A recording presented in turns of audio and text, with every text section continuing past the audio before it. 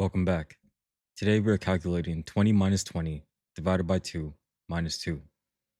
Because the number 20 appears twice in a row, people frequently fall into arithmetic traps.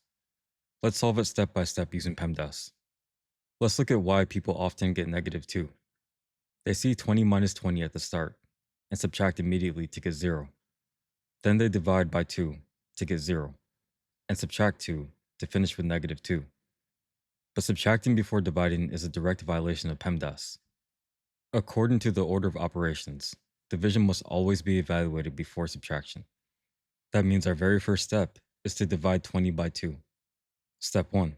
Divide 20 by 2. 20 divided by 2 equals 10. Substituting 10 back into our expression leaves us with 20 minus 10 minus 2. Now we are left with only subtraction operations. When operations have equal priority, we must calculate them strictly from left to right. That means our next operation is the leftmost subtraction, 20 minus 10. Step 2.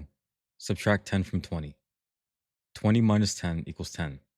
This simplifies our expression down to 10 minus 2. Step 3.